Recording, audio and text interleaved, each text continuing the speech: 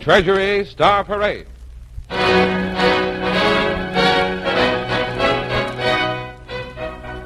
Produced under the personal direction of William A. Beecher, with Paul Whiteman and his orchestra, the great American poet, Mr. Carl Sandburg, and Vincent Price as our master of ceremonies. Thank you, Larry Elliott. Today, ladies and gentlemen, we bring you Paul Whiteman, playing the music of George Gershwin. For of all the conductors, it is Mr. Whiteman who best knows how to catch in melodic line and dynamic phrase the composer's lively music. Paul Whiteman and his orchestra in a brilliant medley of some of Gershwin's best-loved tunes.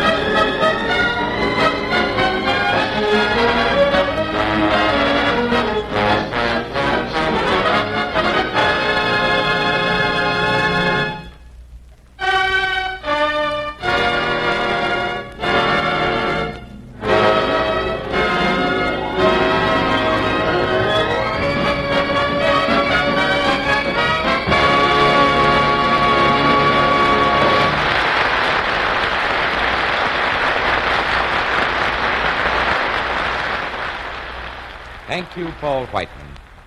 And now, ladies and gentlemen, standing here beside me in the studio is one of America's greatest poets, a poet of the people. He thinks the people's thoughts, he feels their feelings, and he speaks for them. He knows that they can take their medicine with sugar coating or they can take it naked and bitter. He knows they're going to take the shocking details of our next story with a cold resolve that such things must be stopped and must never happen again. Carl Sandburg, celebrated poet of America's soul and sinew and vigor, has written a new, an arresting, yes, a brutal poem about one phase of this war. He has come here to the studio to read you that poem, The Man with the Broken Fingers. Mr. Carl Sandburg. The man with the broken fingers throws a shadow down from the spruce and evergreen mountain timbers of Norway and across Europe and the Mediterranean to the oasis palms of Libya. He lives and speaks a sign language of lost fingers. From a son of Norway who slipped the Gestapo nets, the Nazi patrols, the story comes as told among those now in Norway. Shrines in their hearts they have for this nameless man who refused to remember names. The Gestapo wanted. Tell us those names. Who were they? Talk. We want those names. And the man faced them, looked them in the eye, and hours passed, and no names came. Hours on hours and no names for the Gestapo. They told him they would break him as they had broken others. The rubber hose slammed around face and neck, the truncheon handing pain with no telltale marks, the distinction of the firing squad and death in a split second. The Gestapo considered these and decided for him something else again. Tell us those names. Who were they? Talk. Names now, or else. And no names came over and over, and no names. So they broke the little finger of the left hand. 3 fingers came next, and the left thumb bent till it broke. Still no names, and there was a day and a night for rest and thinking it over. Then again the demand for names, and he gave them the same silence. And the little finger of the right hand felt itself twisted, back and back twisted, till it hung loose from a bleeding socket. Then the 3 more fingers crashed and splintered one by one, and the right thumb back and back into shattered bone. Did he think about violins or accordions he would never touch again? Did he think of baby or woman hair he would never again play with? Or of hammers or pencils no good to him anymore? Or of gloves and mittens that would always be misfits? He may have laughed half a moment over a perfect Gestapo job. So now for a while he would handle neither knife nor fork, nor lift to his lips any drinking cup handle, nor sign his name with a pen between thumb and fingers. And all this was halfway. There was more to come. The Gestapo wit and craft had an aim. They wanted it known in Norway. The Gestapo can be terrible. They wanted a wide whispering of fear of how the Nazis handle those who won't talk or tell names. We give you one more chance to cooperate. And he had no names for them. His locked tongue, his Norwegian will pitted against Nazi will, his pride and faith in a free man's way, his welcoming death rather than do what they wanted. They brought against this their last act of fury, breaking the left arm at the elbow, breaking it again at the shoulder socket. And when he came to, in a flicker of opening eyes, they broke the right arm, first at the elbow, then the shoulder.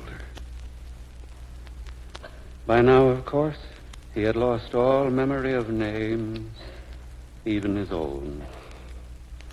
And there are those, like you and me and many, many others, who can never forget the man with the broken fingers. His will, his pride as a free man shall go on.